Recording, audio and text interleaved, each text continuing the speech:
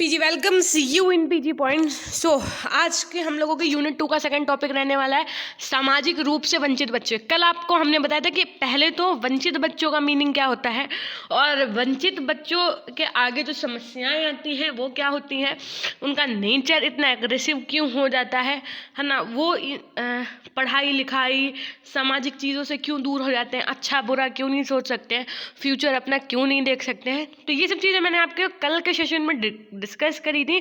तो अगर अभी तक आपने वो सब क्लासेस नहीं देखी हैं तो फटाफट से जाकर के प्लेलिस्ट होगी एक आपकी कि समावेशी शिक्षा पेपर 4 बाय पीजी मैम, तो आप वहाँ से चेक कर सकते हैं। बाकी पीडीएफ के लिए आप हमारे टेलीग्राम चैनल से जुड़ सकते हैं। Free of cost PDF available है जिसका लिंक आपको डिस्क्रिप्शन बॉक्स में मिल जाएगा, या आप पीजी पॉइंट सर्च कर सकते हैं टेलीग्राम पे, या आप इंस्टाग्राम पे भी जुड़ सकते हैं। ठीक है, इतनी सी बात हो गई।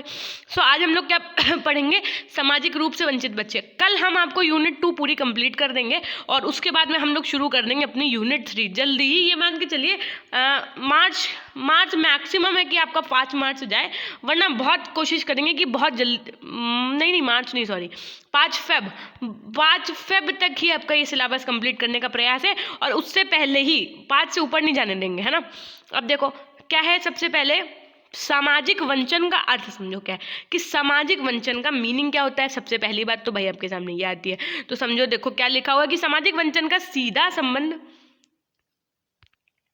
परिवार तथा समाज में उपस्थित उन कमियों तथा बाधाओं से हैं जो बालक की सामाजिक आवश्यकताओं के संतुष्टि में अवरोध उत्पन्न करती हैं। जब कोई बालक खेलने के लिए या अवकाश का समय व्यतीत करने के लिए अन्य बालकों की संगति से अलग कर दिया जाता है, तब उसे सामाजिक वंचित बालक कहा जाता है। देखो सबसे पहली बात तो ये सुनो क्या कि लाइव चैट ऑफ करके और मेरी बातों को ध्यान से सुनो। ये हिंदी इतनी सिंपल लिखी है, इतनी सिंपल लिखी है इस वाली बुक की लैंग्वेज, कि अगर आप मेरी बातों को भी ध्यान से सुनेंगे तो भी आपको चीज़ें बहुत अच्छे से समझ में आएंगी। और जहाँ मेरे को डिस्क्राइब करना है मैं ऑलरेडी डिस्क्राइब कर दूंगी।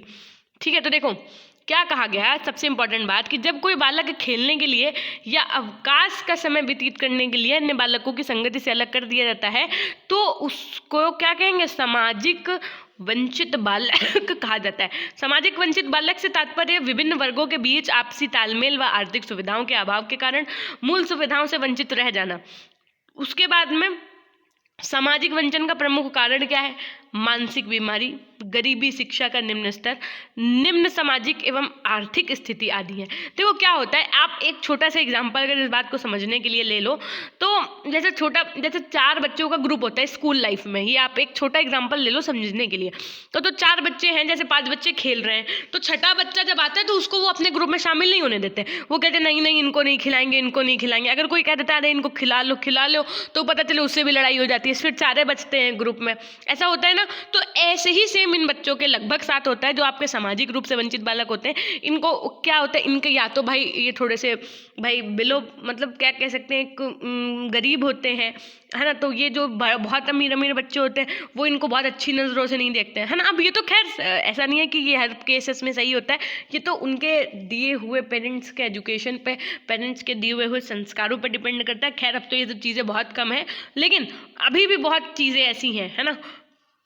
सामाजिक वंचन से अभिप्राय किसी जाति, लिंग, समुदाय, धर्म या स्थान तक सीमित ना होकर सार्वभौमिक है। अब आपने आपको ये एक एग्जांपल दे दिया गरीबी अमीरी और ये SC ST OBC जनरल वाला, तो आप यहीं तक ना सोचिएगा कि हाँ बस यही है सामाजिक वंचन, नहीं, ये यहीं तक ना हो करके बहुत बड़ा है अपने आप में, एक सार्वभौमिक यानी एक यूनिवर्सल है। ठीक है, सामाजिक प्रगति के बाद भी समाज में ऐसे समुदाय व वर्ग विद्यमान है जो किसी न किसी स्तर पर सामाजिक वंचन झेल रहे हैं, सामाजिक विषमताओं में अपना जीवन व्यतीत कर रहे हैं। वंचित शब्द के अर्थ में ऐसे बच्चों को शामिल किया गया है जो समुदाय के सामाजिक आर्थिक पिछड़े तबके से आते हैं, जो एक तरह से या किसी अन्य से वंचित होने के कारण स्कूल से लाभ नहीं उठा सकते, एवं वे बच्चे जो देश के आंतरिक, आदिवासी और ग्रामीण क्षेत्रों में देखे जाते हैं जहां शैक्षिक सुविधाएं हैं।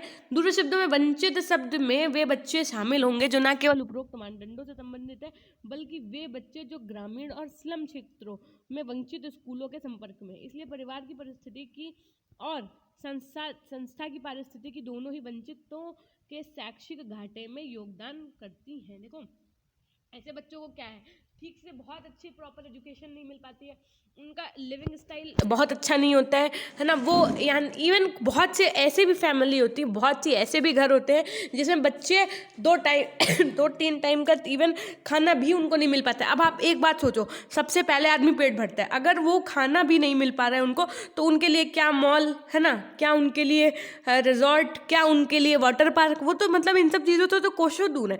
तो जब ये बच्चे ऐसे टीवी में देखेंगे या कहीं जाते हुए आते हुए ये सब चीज़ें देखते हैं, तो इनको बड़ा हीन भावना महसूस होती है, बहुत ज़्यादा इनको लगता है कि हमारे पास तो कुछ भी नहीं है ना। तो ये सब चीज़ें भी एक तरीके से कैसा है, सामाजिक वंचन ही है, सामाजिक रूप से वंचित बालकों की पहचान। ये हमने कल आपको थोड़ा सा करा दिया था ना।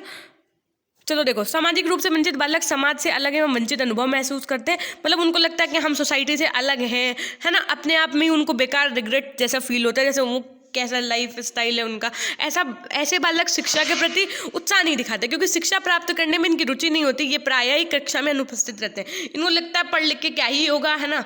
जो बच्चे हैं, इनके पेरेंट्स हैं, ये पढ़ लें लिख लें, ये अपने विचारों का आदान प्रदान करने में भी संकोच करते हैं। ये प्रायः मित्रों एवं शिक्षकों से संपर्क करने में कठिनाई का अनुभव करते हैं। ये प्रायः अंतर्मुखी व्यक्तित्व वाले होते हैं तथा समाज से भी क्या होते हैं, विलग रहते हैं। अब सामाजिक रूप से वंचन के कारण क्या हो सकते हैं, आखिर सबसे अलग ही क्यों होते हैं, सबसे इम्पोर्टेंट होते हैं रीजंस। तो सबसे पहले हम लोग ये समझेंगे। देखिए, सामाजिक रूप से वंचित बालक वे होते हैं जो गरीबी, अशिक्षा, परिवार की खराब स्थिति के कारण वंचित रह जाते हैं। सबसे पहले ये आपको जो कॉजेज हैं, अगर हम आपको सब पढ़ा देंगे ना, तब आपको थोड़े याद रह जाएंगे। तो मैंने कुछ भी स्किप नहीं किया है, आप अभी तो हमसे पढ़ ही लो। साथ में जब हम आपको ये PDF दे देंगे ना टेलीग्राम पे, तो आप वहाँ से भी बहुत अच्छे से इसको रिवाइज कर लीजिएगा एक बार, है ना। तो आपको हमेशा के लिए दिमाग में बैठ जाएगा। देखो, क्या क्या कारण होते हैं कि बच्चा पिछड़ जाता है, बच्चा वंचित रह जाता है। सबसे पहला, सामाजिक रूप से निम्न, भाई जाति वर्ग या धर्म के आधार पर वो निम्न जाति का है, निम्न वर्ग का है ना। उसके बाद सांस्कृतिक स्तर से निम्न, कल्चरल चीज़ों से निम्न, घर परिवार का दूषित वातावरण व सुविधाओं का अभाव। पढ़ो, अब भाई पता चले अच्छे घर का आदमी RO का पानी पी रहे हैं ना, इनको बच्चों को शुद्ध जल की ही नहीं नसीब है। पड़ोसी व सभी साथियों का दुष्प्रभाव, अरे उससे बात नहीं करना, अपने बच्चों से बोल देना उनसे बात नहीं करना, उस बच्चे से बात नहीं करना, इधर नहीं जाना, उधर नहीं जाना, अपने घर में रहो। अभी प्रेरणा का अभाव, इनके अंदर सबसे ज़्यादा अगर कमी रहती किसी चीज़ की, तो वो क्या है, मोटिवेशन। इनको मोटिवेट करने वाला कोई नहीं रहता, इनके अंदर मोटिवेशन नहीं है। विद्यालय में सुविधाओं का अभाव, अस्वस्थ कार्य व असामाजिक स्थान पर आवास, पक्षतापूर्ण व्यवहार। उसके बाद में देखिए, निम्न स्तरीय विद्यालय में प्रवेश, नैतिक मूल्यों का अभाव, हीनता की भावना से ग्रस्त, है ना। हीनता की भावना यानी हीन भाव महसूस करते हैं। लोगों की उपेक्षा का शिकार होना, मतलब लोग जैसे कुछ कह देते हैं ना, उसका भी शिकार होते हैं। ये संवेगात्मक रूप से ये अस्थिर होते हैं, है ना। अब देखो, सामाजिक रूप से वंचित बालकों की क्रियात्मक सीमाएं, फंक्शनल लिमिटेशंस और सोशली डिसएडवांटेज डिप्राइव्ड चिल्ड्रन। ऐसे बालकों में कुसमायोजन की समस्या प्रमुख होती है। ये अन्य व्यक्तियों के साथ उचित समायोजन स्थापित नहीं कर पाते हैं। ये सब चीज़ें हमने आपको कल के भी क्लास में ऑलरेडी कंप्लीट कराई थी। इन्हें समुचित सामाजिक विकास की समस्या का सामना करना पड़ता है, क्योंकि इन्हें उपयुक्त सामाजिक सुविधाएं प्राप्त नहीं होती। इनके समक्ष सामाजिक स्थिति की समस्या आती है, चूंकि ये सामाजिक रूप से वंचित रहते हैं। अतः समाज में उचित स्थिति व सम्मान प्राप्त इनको नहीं होता है। अच्छा, एक बात बताओ, जो बहुत अच्छी फैमिली के बच्चे हैं, बहुत अच्छे परिवार से बिलोंग करते हैं, तो वो तो अपने बच्चों को इवन बाहर भी नहीं जाने देते हैं, उनको घर पे ही सब चीज़ें सिखाते हैं, सब कुछ करते हैं। तो जो ये ऐसे बच्चे होते हैं जो छोटे गरीब परिवार से हैं, जो ये सब चीज़ें देखते हैं, तो इनको सीधी सी बात है, बहुत हीन भावना महसूस होती है। प्रायः समाज द्वारा पक्षपातपूर्ण व्यवहार किया जाता था, जिससे ये हीनता से ग्रस्त हो जाते थे। आज की तो छोड़ो, आज के पेरेंट्स तो पढ़े लिखे हो गए, तो इन सब चीज़ों को बिल्कुल नहीं वो करते हैं, है ना। सबको एक समान बनाते हैं, अपने बच्चों को ऐसी शिक्षा देते हैं, हम पढ़ें सब पढ़ें, मतलब सब समान है, जिसमें कि उनके अंतर्गत क्या गलत चीज़ें ना आए, उनके अंदर घमंड ना आए, ऐसी चीज़ें ना हो। लेकिन ये सब चीज़ें पहले बहुत होती थी। ये बालक प्रेम सौहार्द से पूर्णतया वंचित रहते हैं, मतलब इनको प्यार तो मिलता ही नहीं है। अरे मेरा बेटा, मेरा राजा, ऐसे करके जैसे छोटे बच्चों को प्यार किया जाता है, ये सब चीज़ों से तो बिल्कुल ही दूर रहते हैं तथा इन्हें शैक्षिक एवं व्यवहारिक समस्याओं का सामना भी करना पड़ता है। इसी के साथ में देखिए नेक्स्ट पॉइंट, निम्न वर्गों के लिए शिक्षा, एजुकेशनल फॉर लोअर क्लास। समाज के सीमांत वर्ग या उपेक्षित समूह प्रायः वे समुदाय होते हैं जिन्हें प्रायः समाज से बहिष्कृत या फिर इन्हें मुख्य धारा के बाहर कर दिया जाता है। सीमांत वर्ग का समाज से दूर रहने के सामाजिक सांस्कृतिक कारणों के साथ ही इनके शारीरिक कारण भी हो सकते हैं। मतलब अच्छा, जरूरी नहीं है कि इनका सिर्फ सामाजिक कारण ही है भाई। वंचित तो वो भी बच्चे कहलाए जाएंगे ना जो शारीरिक रूप से भी थोड़ा सा डिसेबल्ड है ना, जिससे इनका संपूर्ण राजनीतिक, सामाजिक, आर्थिक एवं सांस्कृतिक विकास अवरुद्ध होता है। देखिए, सीमांत वर्ग का समाज से दूर रहने के सामाजिक सांस्कृतिक कारणों के साथ ही इनके शारीरिक कारण भी हो सकते हैं, जिससे इनका संपूर्ण राजनीतिक, सामाजिक, आर्थिक एवं सांस्कृतिक विकास अवरुद्ध होता है। ये सीमांत वर्ग अपने विकास के लिए विभिन्न कानून एवं संस्थाओं का स्वयं निर्माण करते हैं, जिससे यह अपेक्षित वर्ग विभिन्न अन्य समस्याओं जैसे लिंग भेद, मतलब जेंडर बाइसेस भी होती हैं, है ना। उसके बाद में सामाजिक असमानता, तनाव, हिंसा, बेरोजगारी से ग्रसित हो जाते हैं। सदियों से भारत में जाति प्रथा का वर्चस्व रहा तथा इसी कारण इन सीमांत वर्गों का भी शोषण होता रहा। भारतीय परिप्रेक्ष्य में इन उपेक्षित वर्गों के समूहों में दलित, आदिवासी, अल्पसंख्यक, शारीरिक दुर्बल तथा श्रमिक वर्ग को सम्मिलित किया जाता है। चूंकि यहाँ पर हम इन सीमांत या उपेक्षित वर्ग से संबंधित बालकों पर अध्ययन करेंगे, अतः ये बालक भी विभिन्न समस्याएं, जैसे आपकी अब बच्चों में आखिर जो बच्चे वंचित हैं, है ना, उनके अंदर दिक्कत क्या होती है, आखिर वो कैसा फील करते हैं, पता है। इवन आप सोच भी नहीं सकते हैं वो कितना ज़्यादा डिप्रेसिव फील करते हैं। देखो, सबसे ज़्यादा उनके अंदर क्या होता है, तनाव होता है। धर्म, लिंग, शारीरिक अपंगता, रंग, रूप आदि से ग्रसित रहते हैं, है ना। उसके बाद में देखिए, समय समय पर इन वर्गों को शिक्षा के संबंध में सुझाव दिए गए। उन सुझावों पर अमल करने के लिए कहा गया। इस क्षेत्र में प्रयास भी शुरू हुए, परंतु इन सबसे एक क्षेत्र जो सुधार होना चाहिए था वह नहीं हुए। स्वतंत्रता प्राप्ति के बाद भी सरकार ने शिक्षा को जन शिक्षा बनाने के लिए बहुत सी समितियां तथा आयोगों का गठन किया। जन शिक्षा का मतलब क्या होता है कि हर एक व्यक्ति तक एजुकेशन पहुंचे, हर एक व्यक्ति अर्थात जन जन इस राष्ट्र का शिक्षित हो, ऐसी नीतियां भी बनाई गई, ऐसे बहुत से आयोगों का भी गठन किया। लेकिन कहीं ना कहीं हम लोग अभी भी इन सब चीज़ों को पूर्ण रूप से नहीं कर पाए हैं, है ना। अब देखो क्या है कि अनुसूचित जाति तथा जनजाति के बालकों की शिक्षा, पिछड़े वर्गों की शिक्षा।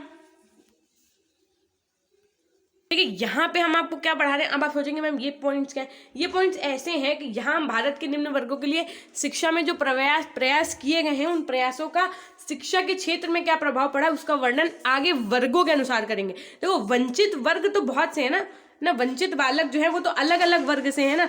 जैसे सबसे पहले हम लोग पढ़ेंगे अनुसूचित जाति तथा जनजाति के बालकों के साथ में क्या दिक्कत रही, पिछड़े वर्गों के बच्चों की शिक्षा के साथ क्या दिक्कत रही, अल्पसंख्यक बालकों की शिक्षा के साथ में क्या दिक्कत आई, उनको क्या क्या सामना करना पड़ा। इसी के साथ में सामाजिक मलिन बस्तियों में जो बालिकाएं थी, यानी जो स्लम एरिया से रिलेटेड जो आपकी गर्ल्स थी, उनके साथ में क्या दिक्कत आई, दलित परिवारों में बच्चों के साथ में क्या दिक्कत आई। ये सब अब हम लोग टॉपिक वाइज पढ़ेंगे, है ना। तो इसको ना हम लोग अब तो देखिए, अब जो आपके अनुसूचित जाति तथा, अब देखो बहुत इंपॉर्टेंट है, क्योंकि अब ना आपको अभी तक समझ में नहीं आ रहा ना कि मैम वंचित बच्चे। तो देखो, वंचित बच्चों को कैटेगराई में डिवाइड कर दिया गया कि भाई कौन कौन से समाज के बच्चे हैं और उनको कैसा कैसा फील होता है। तो अब कैटेगराइज में करके हम लोग पढ़ेंगे तो आपको ज़्यादा अच्छे से समझ में आएगा। देखो, पहले के ज़माने में क्या होता था, जो अनुसूचित जाति तथा जनजाति के बच्चे होते तो सबसे ज़्यादा तो छुआछूत होता था ना, कि इन बच्चों को नहीं छुएंगे, है ना।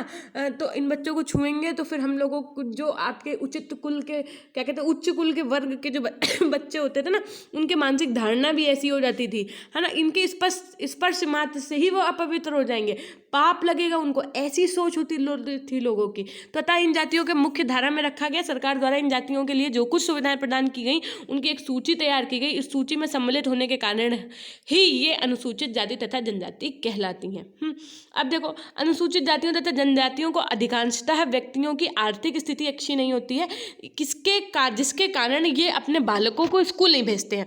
जो ऐसे बच्चे होते हैं ना, जैसे अब सीधी सी बात है, सबसे पहले आदमी क्या करेगा, अपनी पेट पूजा करेगा, बाद में काम दूजा करेगा। मतलब कि पहले तो परिवार का, घर का पेट भरे ना कि उसको एजुकेशन के लिए भेज देगा। तो ऐसे बच्चों के लिए स्कूल जो है बहुत पिछड़े हो जाते हैं, अर्थात इन बच्चों को स्कूल नहीं भेजा जाता था। तो सबसे पहले सरकार ने इस तरफ फैसला किया। उसके बाद में इन जातियों के अधिकांशतः व्यक्ति निरक्षर हैं, जिस कारण वे शिक्षा के महत्व को समझ नहीं पाते। खराब आर्थिक स्थिति के कारण माता पिता बालकों को रोजी रोटी कमाने में लगा देते हैं। देखो, होता क्या था कि ऐसे देखो, अगर आपके मम्मा पापा एजुकेटेड नहीं होंगे तो क्या वो एजुकेशन की इंपॉर्टेंस को समझ पाएंगे? नहीं समझ पाएंगे। हाँ, पहली बात तो इस वजह से वो जो बच्चे होते थे वो तो अनएजुकेटेड होते ही होते थे। तो जब मम्मा ही पापा को आप कितना भी मोटिवेट करो, अगर वो अनएजुकेटेड हैं तो वो एजुकेशन की इंपॉर्टेंस को इतना नहीं समझते थे कि इतना पढ़ावे लिखावे से बढ़िया है इनका धंधा पानी करा दे, उतना रुपया इमा लगा देवे तो ये अपन कमाए वमाए लगी है ना। उनकी सोच ऐसी होती थी। अधिकांशता क्या होता था, ये जातियाँ जहाँ निवास करती हैं वहाँ पर स्कूलों की व्यवस्था ही नहीं होती थी। विद्यालय का वातावरण रुचिकर न होने के कारण ये बालक प्रवेश लेने के बाद स्कूल जाना छोड़ देते थे। समझ रहे हैं आप? अब देखो, अनुसूचित जाति तथा जनजाति के बालकों की शिक्षा। भारत में अनुसूचित जाति और जनजातियों की संख्या भारत की कुल जनसंख्या का लगभग 23% और 7% है। भारतीय संविधान में इनके सामाजिक, आर्थिक और शैक्षिक हितों के लिए प्रावधान किए गए। अनुच्छेद 46 में यह व्यवस्था की गई है कि राज्य कमजोर वर्गों की शिक्षा तथा आर्थिक संबंधी हितों की विशेष सावधानी से उन्नत करेगा और सामाजिक अन्याय और शोषण से उनका संरक्षण करेगा। इस वर्ग के बालकों की शिक्षा के संबंध में सुझाव देने के लिए इस वर्ग के बालकों की शिक्षा के संबंध में सुझाव देने के लिए सन 1960 में यूएन डेबर की अध्यक्षता में एक समिति का गठन किया गया, जिसे डेबर समिति कहते हैं। इस समिति ने अनुसूचित जाति एवं जनजातियों के बालक की निःशुल्क शिक्षा व्यवस्था, निःशुल्क पाठ्य पुस्तकें, निःशुल्क पठन सामग्री, यूनिफॉर्म तथा दोपहर के भोजन की व्यवस्था करने का सुझाव दिया। भारतीय शिक्षा आयोग ने इस वर्ग की शिक्षा पर भी सुझाव दिए तथा राष्ट्रीय शिक्षा नीति 1968 में विशेष घोषणाएं भी की गई, जिससे अनुसूचित जाति एवं जनजातियों के बालकों की शिक्षा की ओर ध्यान देना शुरू किया गया। और इन बालकों की शिक्षा के लिए निःशुल्क एवं आवासीय स्कूल, यानी जहां पे हॉस्टल फैसिलिटीज भी अवेलेबल हो, इसकी स्थापना होना प्रारंभ। अब देखिए, राष्ट्रीय शिक्षा नीति 1986 द्वारा इस वर्ग हेतु की गई घोषणा, जो आपकी 1986 वाली राष्ट्रीय शिक्षा नीति थी, यानी एनईपी 1986 वाली थी, उसके अंतर्गत जो भी घोषणाएं की गई थी वो क्या थी? पहला था आपका ग्रामीण क्षेत्रों में अनुसूचित जातियों के बालकों के लिए शिक्षा को सर्वसुलभ बनाने के उद्देश्य से प्राथमिक स्कूल खोलते समय अनुसूचित जातियों व जनजातियों की बस्तियों को प्राथमिकता दी जाएगी। नेक्स्ट पॉइंट आपका क्या बताया गया था कि प्रत्येक अनुसूचित जाति जनजाति क्षेत्रों में सर्वसुलभ प्रवेश तथा सहभागिता को सुनिश्चित करने के लिए 8वीं पंचवर्षीय योजना के समाप्त होने से पहले एक प्राथमिक स्कूल खोला जाएगा। थर्ड पॉइंट आपका क्या था? अनुसूचित जातियों तथा जनजातियों के बालकों का प्रवेश कराने के लिए शैक्षिक सत्र के प्रारंभ में अभियान चलाने का दायित्व शिक्षकों का होगा। नेक्स्ट पॉइंट आपका अनुसूचित जाति जनजाति के बालकों को शिक्षा प्राप्त करने के लिए प्रोत्साहन दिया जाएगा।